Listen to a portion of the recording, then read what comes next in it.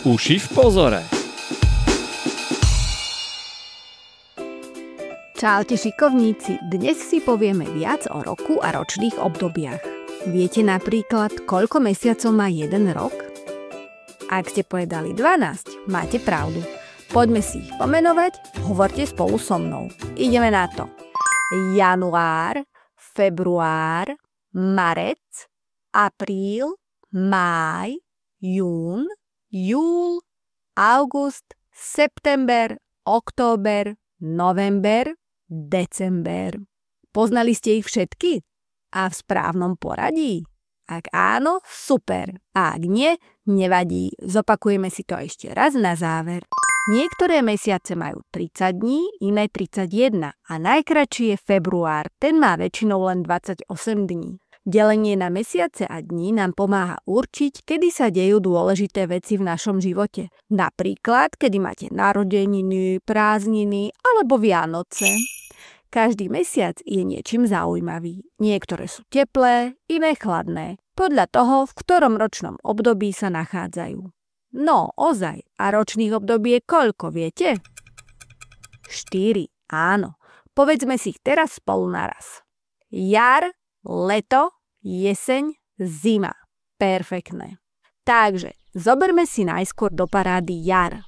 Jarné mesiace sú marec, apríl a máj. Príroda sa počas nich začína prebúdzať po zime. Vonku sa otepluje a slnko svieti čoraz dlhšie. Konečne sa dá znova bicyklovať, behať alebo hrať futbal s kamarátmi.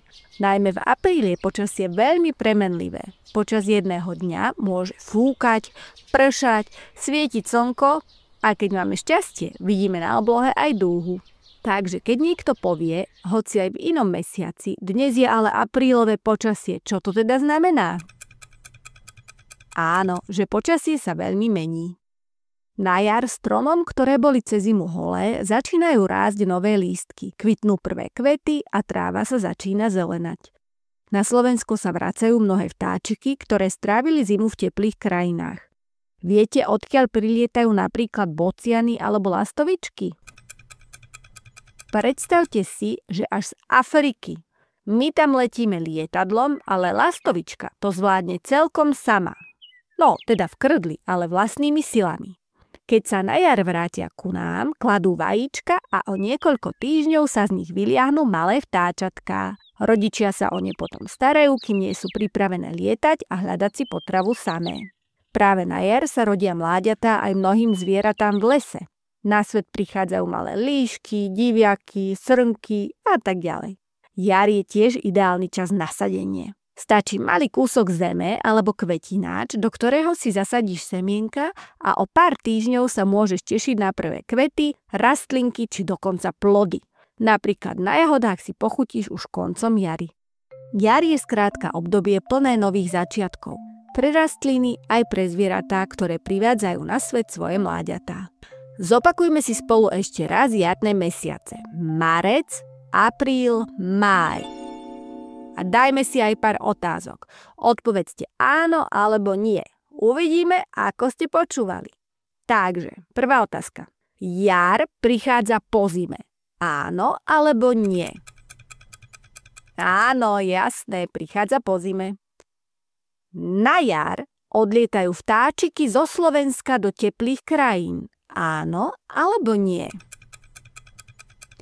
Nie, na jar sa naopak vtáčiky na Slovensko vracajú. Aprílové počasie sa často a rýchlo mení. Chvíľu prší, chvíľu svieti slnko. Je to tak alebo nie? Áno, je to tak. Na jar sadíme rastlinky. Áno alebo nie? Áno, sadíme. Super ste to zvládli a ideme na ďalšie ročné obdobie. Viete, ktoré to je? Po jari ide leto. Je to tak. Letné mesiace sú jún, júl a august. Jún je posledný mesiac školského roka. Škola sa vtedy končí a čakajú nás 2 prázdninové mesiace. Júl a august. Hurá! V lete je vonku najteplejšie a dni sú najdlhšie. Počasie je slnečné a niekedy aj veľmi horúce. Vtedy môžu prísť aj búrky, občas dokonca s krúpami. To sú také malé ľadové kúsky, ktoré padajú miesto kvapiek dažďa. Farmári ich nemajú veľmi radi, pretože im môžu zničiť úrodu. A čo je v lete najlepšie? Asi to, že máš prázdniny, nemusíš chodiť do školy a môžeš si užívať veľa voľna. Čo najčastejšie robíš v lete ty, To znie dobre. Ja som sa chodila kúpať, do tábora, k starej mame alebo na dovolenky s rodičmi. V lete tiež v záhradách zbierame napríklad marhule. Dajú sa z nich robiť výborné koláče, kompoty alebo lekváre. No a čo sa deje v lete vo zvieracej ríši? Mláďatá, ktoré sa narodili na jar, v lete rastú a stávajú sa samostatnejšími. V prírode môžeme vidieť mladé srnky, líšky alebo vtáky, ktoré už opúšťajú svoje hniezda a skríše a učia sa prežiť na vlastnú päsť. Zopakujme si letné mesiace ešte raz. Poďte spolu so mnou. Takže je to jún, júl, august. Ale dajme si aj pár otázok, áno, nie. Takže prvá otázka. Leto je najchladnejšie ročné obdobie. Áno alebo nie? Nie, najteplejšie. V lete svieti veľa slnko, chodíme sa kúpať a dozrievajú marhule. Áno alebo nie? Áno.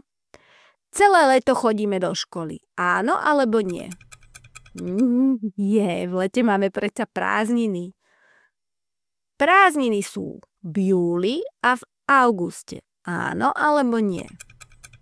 Áno, výborne. V júni ešte chodíme do školy, že? No a poďme na ďalšie ročné obdobie. Po lete totižto prichádza jeseň a s ňou aj začiatok školského roka. Jesenné mesiace sú september, október a november. September býva ešte väčšinou teplý, takže stále môžeš bicyklovať, hrať futbal alebo ísť na túru. Času je ale o niečo menej, pretože v septembri sa čo? Áno, začína školský rok. Na vaše bystré hlavy už čaká v triedách kopec zaujímavých nových vedomostí. V septembri dozrieva aj veľa ovocia, napríklad jablká, hrušky, slivky, takže ak máte záhradu, zrejme pomáhate pri ich zbere a možno aj pri pečení koláčov alebo napríklad príprave kompótov. V októbri a novembri sa začína ochladzovať výraznejšie. Častejšie prší, vietor je chladnejší a stmieva sa skôr. Stromy sa menia a ich listy hrajú farbami. Sú oranžové, červené, žlté, hnedé a postupne opadávajú. Veľa ľudí chodí na jeseň na hríby, ktoré potom sušia alebo si z nich uvaria omáčku. Alebo placky, alebo praženicu, alebo iné dobroty. Jeseň je aj obdobím gaštanov. Tie jedlé sú výborná pochuťka a tie nejedlé sú zase super na robenie ješkov či panáčikov. A čo porábajú naše zvieratá v lese? V tomto čase sa už chystajú na zimu. Každé z nich ju strávi po svojom a podľa toho sa na ňu pripravuje. Napríklad také veveričky celé dni behajú a robia si zásoby. Zbierajú oriešky, bukvice, žalude a ukrývajú ich do rôznych skrýš, v zemi alebo v dutinách stromov. A čo myslíte? Robí si veverička jednu veľkú skrýšu alebo ich má niekoľko? Ak ste povedali, že ich majú viacero, tak máte pravdu. Dokonca ich majú toľko, že občas na niektorú úplne zabudnú a pochuťky tam ostanú, no možno aj navždy. Lastovičky a iné vtáky v septembri začínajú odlietať do teplých krajín, kde strávia zimu. Keby ostali u nás, zmrzli by a navyše by ani nemali čo jesť. Preto radšej mesiac a pol letia do tropickej Afriky, v ktorej prezimujú až do jary, keď sa opäť vrátia ku nám na Slovensko. Iné zvieratá sa zase pripravujú na zimný spánok. Napríklad medvede sa potrebujú pred ním poriadne najesť. Ich zásoby teda nie sú v rôznych skrýšach, ako v prípade veveričky, ale priamo v ich bruchu. Zopakujme si teda ešte raz jesenné mesiace, poďte spolu so mnou. September, október, november. A dajme si aj pár otázok. Prvá z nich bude. Na jeseň v septembri začíname chodiť do školy. Áno alebo nie? Áno, výborne. Na stromoch začínajú na jeseň rásť nové listy. Áno alebo nie? Nie, veď listy na jeseň predsa opadávajú. Na jeseň odlietajú vtáčiky zo Slovenska do teplých krajín. Áno alebo nie? Presne tak, odlietajú. A posledná jesená otázka. Veveričky na jeseň hneď všetko zjedia a nerobia si vôbec žiadne zásoby. Áno alebo nie? Nie, všetko si skrývajú do všelijakých skrýš. No a po jeseni tu máme ďalšie superročné obdobie a tým je zima. A prečo je také parádne? Lebo sú vtedy Vianoce. Darčeky, sladkosti, prázdniny, no lahoda len na to pomyslieť. Vianoce sú v decembri, presnejšie 24. decembra. Tento mesiac, december, je zároveň posledný v kalendárnom roku. Ďalšie 2 zimné mesiace sú už v tom nasledujúcom roku. Prvý je január a druhý február. To je ten, ktorý má menej dní ako ostatné. Pamätáte si koľko? Povedali ste 28? Super. Povedali ste 29? Tiež výborné. Ono sa to totiž strieda. 3 roky po sebe má február 28 dní a každý 4. rok ich má až 29. Ten voláme prestupný. To je inak dobrá smola, ak má niekto narodeniny práve 29. februára, čo? Tak ten oslavuje iba raz za 4 roky. V zime teplota klesá pod nulu a môže aj snežiť. Niektoré časti Slovenska majú snehu viac a dlhšie, napríklad na severe v okolí Popradu. V Bratislave a na južnom Slovensku je ho menej a mizne rýchlejšie, pretože je tu teplejšie. Zima je inak skvelý čas na sánkovanie, lyžovanie alebo korčuľovanie po zamrznutom jazere. Perfektné je aj stavanie snehuliakov alebo snežných sôch či guľovačka. O niečo ťažšie ako deti to majú zvieratá v zime. Totižto, keď je veľa snehu, niektoré z nich, napríklad vtáky alebo srnky, majú problém nájsť si potravu. Preto im ľudia pomáhajú a krmia ich.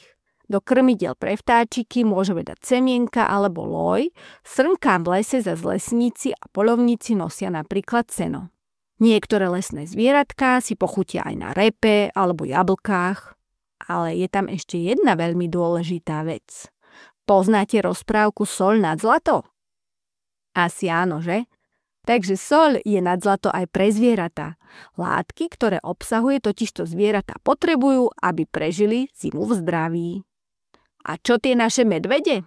Tak tie sladko spinkajú, ale v niektorých brlohoch sa predsa len niečo deje. Predstavte si, že niektorým medvediciam sa v zime počas spánku rodia malé medvieďatká. Sú veľmi maličké, asi ako tvoj peračník a sú slepé, takže nič nevidia. Prvé mesiace trávia len v brlohu a jedia mlieko od mamy medvedice. Von vychádzajú až neskôr na jar, keď trochu zosilnejú. A tak ako medvede, v zime spia aj rastliny. Oddychujú, aby mohli na jar znova rásť. Tak, a teraz si ešte raz zopakujme zimné mesiace. December, január, február. Výborne, a poďme zase si dať pár otázok. Takže, Vianoce sú 24. decembra. Áno alebo nie? Áno, jasné. V zime svieti slnko, chodíme sa kúpať a zbierame hríby. Áno alebo nie? To teda nie, že? Zima je najchladnejšie ročné obdobie. Áno alebo nie? Je to tak. Všetky zvieratká si v zime vedia nájsť potravu a netreba ich krmiť. Je to tak? Nie. Keď je veľa snehu, tak treba zvieratá prikrmovať. Však? No a úplne na záver si zopakujme ročné obdobia a mesiace v roku. Takže máme 4 ročné obdobia. Poďte spolu so mnou. Jar, leto, jeseň, zima. Dobre, a teraz tých 12 mesiacov v roku. Ideme na to? Poďme.